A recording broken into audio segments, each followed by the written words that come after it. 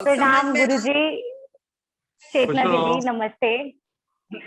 Thank you so much Deep Prem dance and culture foundation की तरफ से और किड्स कॉर्नर स्कूल फैजाबाद की तरफ से आपका मैं स्वागत करती हूँ और आभार प्रकट करती हूँ कि आपने हमारा प्रस्ताव स्वीकार किया और इस थेरेपी को जो एक आने वाली पीढ़ी यंग जनरेशन को डांस और एक साइंस की तरफ हम अगर कनेक्ट कर पाए तो ये बहुत बड़ी हमारी एक पहल होगी। गुरुजी दीदी, आप दोनों की ही यात्रा में जैसा मैं देख रही हूँ कि एक पॉइंट है कि बचपन से ही वो वातावरण मिला, बचपन से ही वो उस वातावरण में रहे, तो मतलब कि नृत्य साथ में और आज भी साथ है। इसी नृत्य के योगदान से संबंधित मैं कुछ प्रश्न पूछना चाहूंगी। जैसे जीवन में हर किसी की समस्याएं आती ही हैं, तो क्या वो समस्याएं, उनका समाधान और उनकी सहन शक्ति या इच्छा शक्ति, क्या नृत्य उनको परिपूर्ण करता है? क्या नृत्य के पक्ष से वो चीजें समाधान में आती हैं?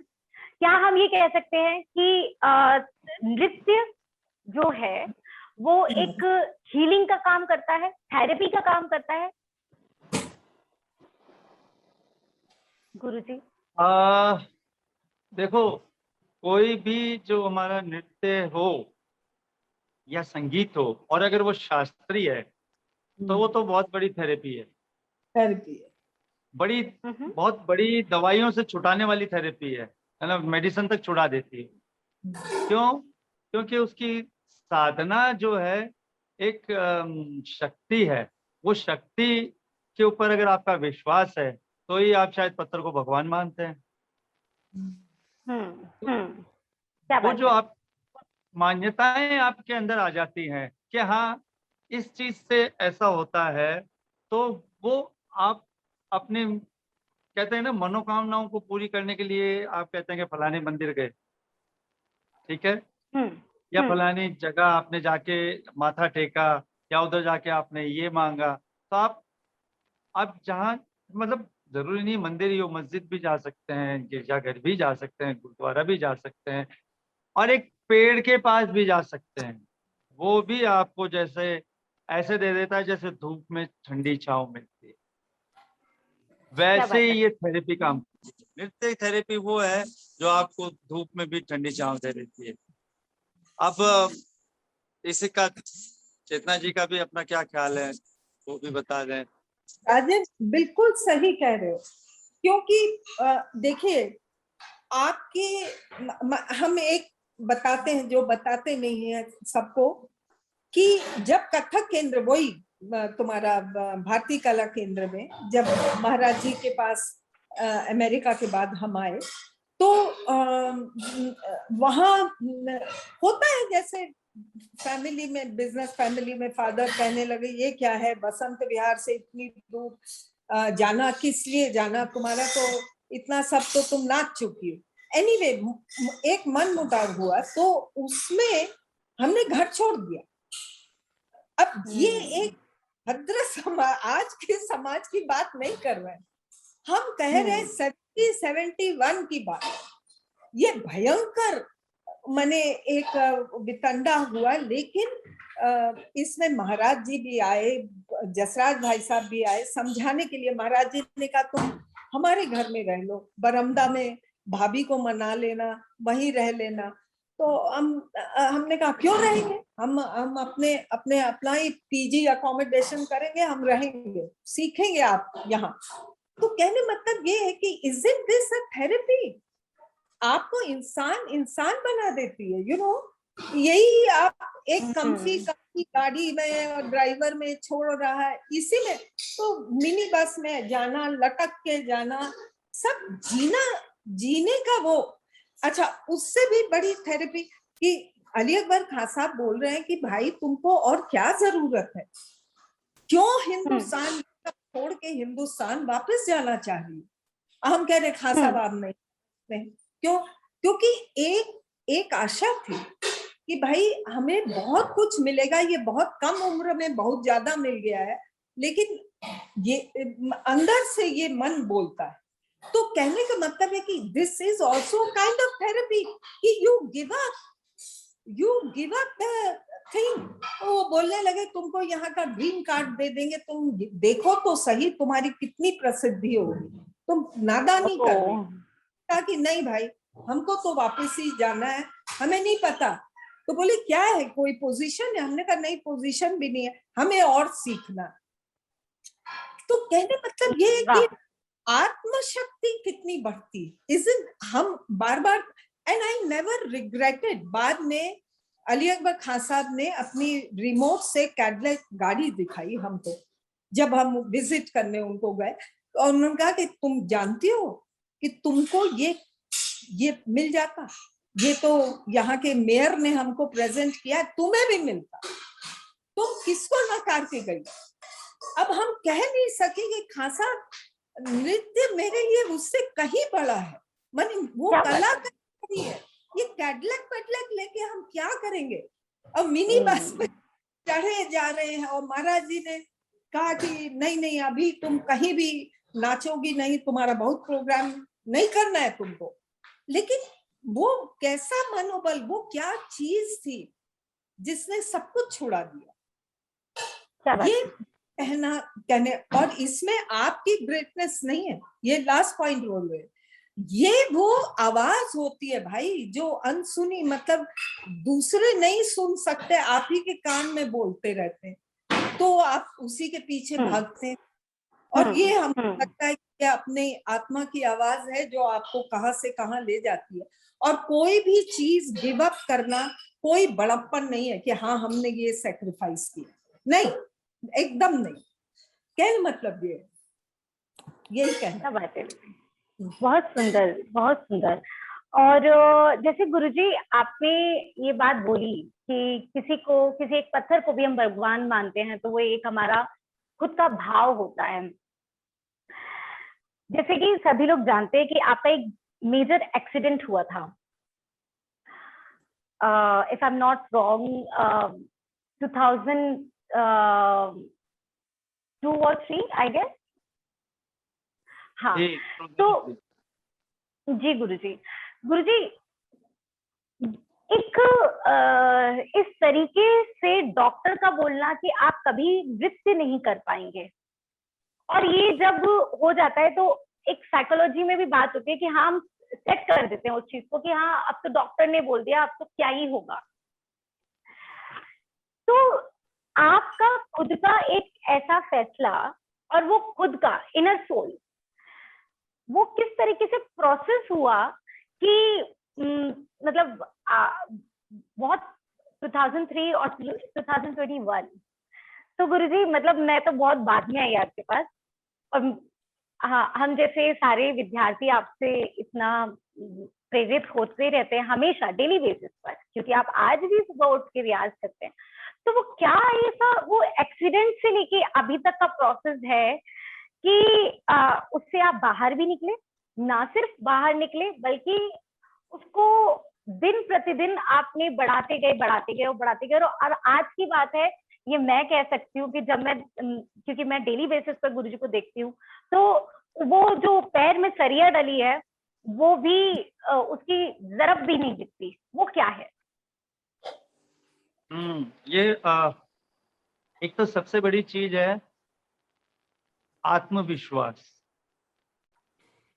डिटर्मिनेशन, पार, शक्ति, आत्मविश्वास की शक्ति। और दूसरा अगर मैं ये कहूँ कि मैं उस पोजीशन से और उस डिप्रेशन से निकल पाया। एक पोजीशन खराब थी कि हिल ही डुल नहीं सकते, ना हाथ चल रहा ना पैर चल रहा आपका, और एक तरफ डिप्रेशन के बहुत सारे कारण बॉडी से शुरू हो रहे थे। जरा सा भी अगर किसी के पैर की जरा मामूली उंगली भी चटक जाती है तो पलंग पकड़ के बैठना जब पड़ता है तो सबसे पहले बॉडी ही रिएक्ट करनी और बिगड़नी शुरू हो जाती है। वो खान पान और वो कुछ एक्सरसाइज नहीं, कोई रियाज नहीं, कोई साधना नहीं, सब चीजें उसमें प्रभाव करना शुरू कर देती है। लेकिन मेरा एक अंदर ये था कि मैं 100% कह सकता हूँ कि मेरे, देखो दवाइयाँ ऑपरेशंस अपनी जगह रहे, वो मेडिकल ट्रीटमेंट था, लेकिन जो इनर ट्रीटमेंट था वो 100% केवल मेरा डांस था। वो सिर्फ डांस था। डांस ने ही मेरे मूवमेंट, मेरे हाथ और मेरे पैर, इन सब चीजों को एक रेखांकित किया, यानी लाइन की, उसकी लाइनअप की। उन लाइनअप के साथ साथ मैं ये भी कह सकता हूँ कि वो अंदर एक जो ऊर्जा भरी उसने, ठीक है। और हम्म। उस ऊर्जा के साथ मुझे ये पता लगा कि मेरे को इस एक्सीडेंट के बाद मेरे डांस में क्या क्या टर्निंग्स आई हैं, जो कहना चाहिए कि मैंने मजाक में भी कहा, मैंने कहा लोग मरने के बाद मिसाल बनते हैं कि देखो वो आदमी ऐसा था। मैंने कोशिश की गुरु के आशीर्वाद से और ईश्वर महादेव की कृपा से कि मैं जिंदा मिसाल हूँ, कि आज भी हाथ और पैर में रॉड लिए नाचता हूँ। लंबी लंबी रॉड है मेरे हाथ में, मेरे पैर में। तो कई मुझे अभी 1 हफ्ते 1.5 हफ्ते पहले किसी का फोन आया, मैं नाप नहीं लूंगा, फोन आया कि उनके पैर में फ्रैक्चर हो गया, तो डॉक्टर ने अब थोड़ा थोड़ा चलना शुरू बताया उनको। वो डांस करती है अमेरिका में। उन्होंने कहा कि जब भी मैं बैठी सोचती हूँ तो मेरे पास आइडियल आप ही दिखाई देते हैं मुझे, कि आप कर सकते हैं तो मैं बहुत जल्दी उठूंगी, मैं बहुत जल्दी करूंगी। एक किसी और का इंडिया में कहीं से भी फोन आया था, तो उसने भी यही कहा कि उसकी मम्मी ने कहा, अरे उनको देख, गंगानी जी को देखो, वो देखो अभी देखो कैसे खड़े हैं। टचवुड, खड़ा गुरु ने ही किया है और महादेव की कृपा है, मेरी माँ का आशीर्वाद है। लेकिन मिसाल अपने शरीर को खराब अवस्था से ठीक अवस्था में लाना और उसको फिर मिसाल बनाना, ये शायद आसान काम नहीं है। बिल्कुल भी तो नहीं, बिल्कुल भी नहीं गुरु जी। ये डांस की ही मजबूती, या डांस ने ही मुझे अपने आप से कह सकता हूँ कि एक थेरेपी प्रदान की, जिससे कि वो हील हुआ, वो जगहें हील हुई। हम्म। वो चीजें मैं, जो मेरे अंदर डांस है उसको करने की क्षमता मुझे थोड़ी थोड़ी मिल गई। गुरुजी, क्या ऐसा ऐसा होता था कि जब आप जब प्रोसेस चल रहा था आपके मेडिसिन का, आप बेड पर थे, तो आपकी ध्यान, क्योंकि एक ध्यान बहुत बड़ी चीज होती है, अगर हम कहीं फंस जाएं, नेगेटिविटी में फंस जाएं, तो वो एक्सटेंड होती जाती है, वो फिर इम्पैक्ट करती है हमारे बॉडी पर और माइंड पर। क्या इस प्रोसेस में आप पढ़न करते थे? कैसे अपने एकाग्रता को, कैसे अपने फोकस को आप डांस की तरफ रखते थे, बजाय किसी और निगेटिविटी बातों को सोच के कैसे पॉजिटिव रहते थे? मैं इसके लिए ये करता था कि मेरा आज भी कभी कभी ऐसा होता है कि अगर कोई मुझसे बात कर रहे हैं, अब वो बात पॉजिटिव नहीं है, वो नेगेटिव वाली बातें हैं जिसका डिस्कशन चल रहा है, तो मेरा दिमाग तुरंत डाइवर्ट हो जाएगा, वो पढ़न तौर तो किसी बंदिश के ऊपर चला जाएगा। वो मैं सुन, आंख देख रही है उसे, लेकिन मेरा अंदर का हिस्सा पूरा अब उस बंदिश के अंदर घुस गया है और इधर से निकल गया। तो स्पीच थेरेपी बोले बिना ही अंदर चलती है, क्योंकि कथक में एक पढ़ंत भी एक बहुत बड़ा हिस्सा है। बहुत बहुत मजबूत हिस्सा है। अपने फोकस को किसी नेगेटिविटी पॉइंट से हटा के पॉजिटिविटी पॉइंट पर रख देना, और वहां से उस ऊर्जा को फोर्सफुली बॉडी में उतार देना। मतलब गुरुजी, हम देखते भी हैं आपको, हम बोलते भी हैं हाँ अभी ये जो बात शुरू होगी यहाँ पे, और उसके बाद गुरुजी यहाँ नहीं होंगे, यहाँ होंगे। ये मेरे गुरुजी भी करते थे, बात करते करते ऐसे करते, मैं आ रहा हूँ 2 मिनट, और ये हाथ में मात्रा चलती रहती थी, बाहर निकल जाते थे, आते वक्त कहते थे ये बंदिश खड़े हो जाओ, खड़े हो जाओ, लिखाते तो थे नहीं, खड़े हो जाओ, एक बंदिश अभी शुरू हो गई, ऐसे वाला। हम्म। तो आप गुरुजी के इंस्टेंट को कैसा, किस तरीके से देखती हैं? नहीं, वो ये ऐसा जो राजू कह रहा है वो तो बिल्कुल सही कह रहा है कि भाई जैसे राम नाम लोग जपते हैं या जो भी आज के जमाने में क्या करते हैं हमें नहीं पता, लेकिन बात तो वही है कि अगर मनन आपका नहीं है नृत्य के, मतलब जरूरी नहीं है मेरे लिए तो एक हद के बाद में कि खड़े होके, पता है उतना जल्दी अब चक्कर उतने नहीं होंगे, लेकिन माने मेरी स्पष्टता, reaching out has to be very correct. ये नहीं हो सकता कि ताल भूल गए या अपना धा दिनता ये सब ये नहीं भूल सकते। अब ये अलग है कि उसकी स्पीड कम हो गई, लेकिन दीप्ति एक राजन तो जानता ही है, ये वही शक्ति है। अभी परसों 2 दिन पहले गुरुजी के सामने तो बोले नहीं नाचना है, अच्छा ठीक है, तो मतलब जो आप नाचने गए तो ऐसा कोई सोलो परफॉर्मेंस नहीं, तो उनके सामने तो 3-4 मिनट की ही चीज होती है, लेकिन आप जब कर रहे हो तो आपको पता है कि वो जो आप में इतना मतलब अंदर जो चला वो फिर गुब्बार की तरह से बाहर निकलता है। दूसरी बात ये है कि अगर आपको वो आपकी अगर किसी के प्रति श्रद्धा हो गई, जैसे वो सामने बैठे हैं, तो वो ताथई ततथई ततथई भी एकदम दूसरा लगने लगा, हम ही को करने के टाइम ही लग रहा है। जरूरी नहीं है कि नमस्कार कर रहे हैं कि उनके चरण छू रहे, लेकिन वो सारे बोल वो कैसे हो गए ये हमें अभी भी नहीं पता चला। तो कहने मतलब ये है कि देखो, अगर बात ये कि हम लोग नृत्य को खांचे में नहीं डाल सकते, उसके बना नहीं सकते कि अच्छा ठीक है 2 घंटे का रियाज हो गया बस ओवर फॉर द डे।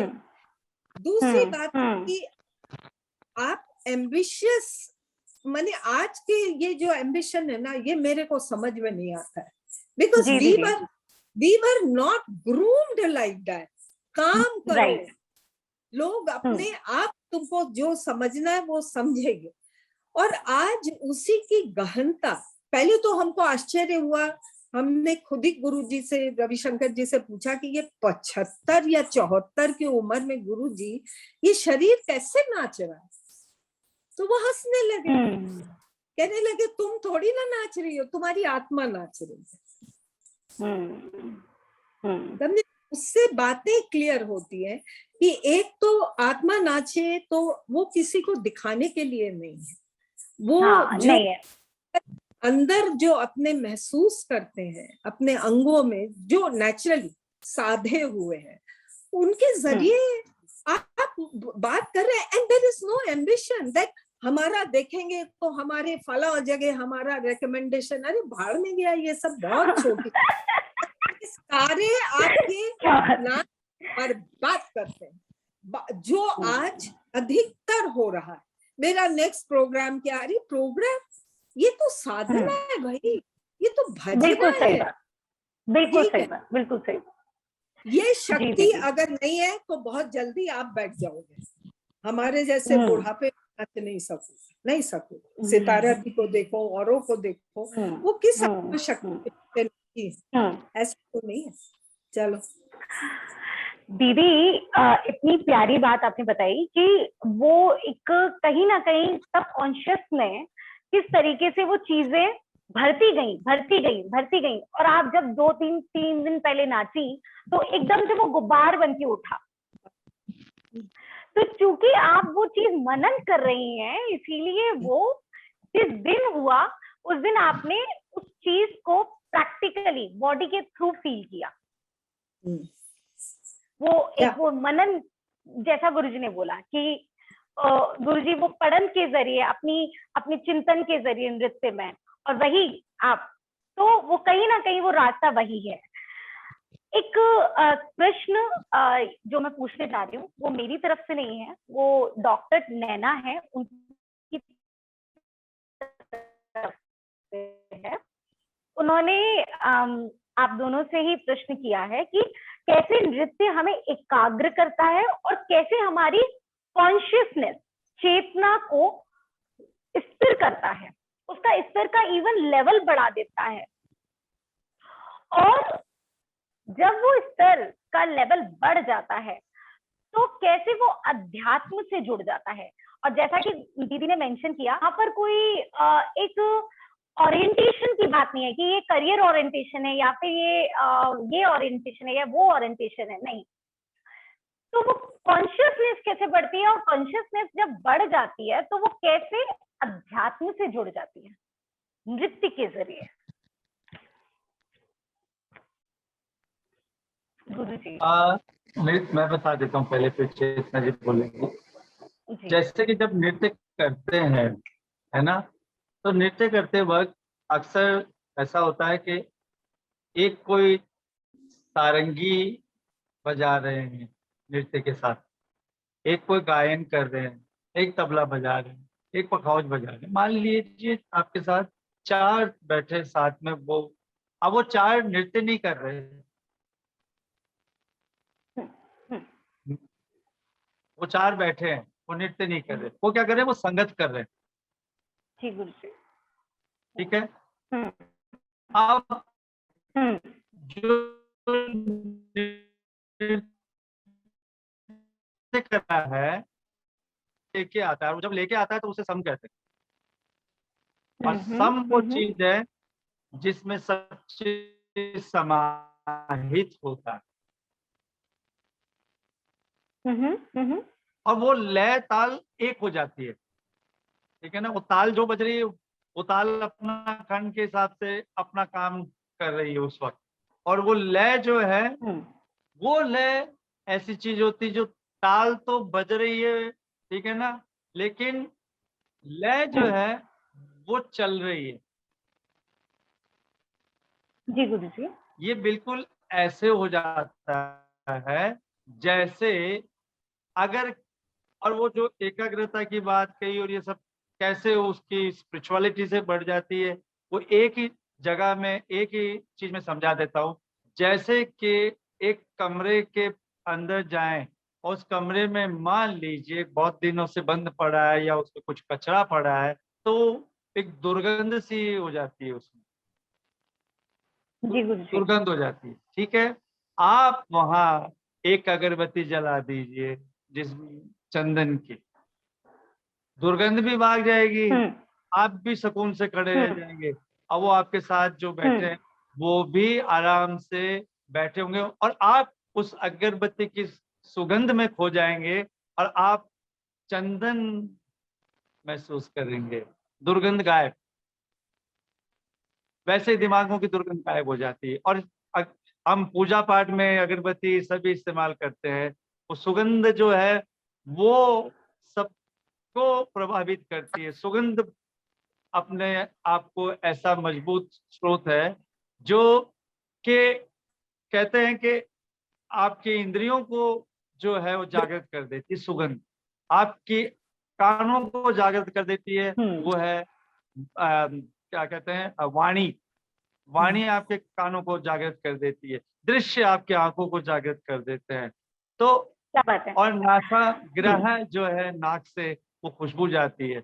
जैसे अभी आप स्क्रीन के सामने हो, यहाँ मैं पूजा में अगर अगरबत्ती जला दूं तो वो अगरबत्ती आप देख सकते हैं, खुशबू नहीं ले सकते। खुशबू तो आप जब वहां होंगे तभी लेंगे। क्या बात है गुरु जी। गुरु जी का मार्ग है। आपने जो बात कही है वो बात कहीं ना कहीं साइकोलॉजी में भी ये मेंशन है कि एग्जाम्पल के तौर पर कि जब हम मान लीजिए कचरे के पास खड़े हैं, नेगेटिविटी है वो, तो अगर हम कचरे के पास खड़े हैं तो वैसे ही दुर्गंध आएगी और फिर वैसे ही विचार आएंगे, वो अच्छा नहीं लगेगा। अगर वही हम एक अगरबत्ती या चंदन से प्रयोग हुए कमरे में या एक ऐसे माहौल में चले गए या मंदिर, गुरुद्वारे, मस्जिद में चले गए, तो उसका वातावरण जो है वो सकारात्मकता को बांधते हुए और हमारे उस मस्तिष्क की जो एक स्तर है उसको अप कर देता है। तो गुरुजी, ये मैं खुद भी जब आप बोल रहे थे तो वो चीज मुझे याद आ रही थी जब डॉक्टर ग्रेव्स ने ये बात बोली थी, और वो सेम बात आपने, क्योंकि ये आपके अनुभव है, उनकी वो स्टडी है और ये आपके अनुभव है। और कितना सुंदर बोला गुरुजी आपने कि अच्छा देखें, अच्छा सूंघे, अच्छा सुने, अच्छा खाएं, अच्छा तो बोले, वो कहीं ना कहीं अच्छा बोले, मधुर वाणी बोले, तो वो कहीं ना कहीं सकारात्मकता को ना सिर्फ उत्पन्न करेगा, चेतना का स्तर ना सिर्फ अप करेगा, बल्कि वो अध्यात्म से भी जोड़ देगा।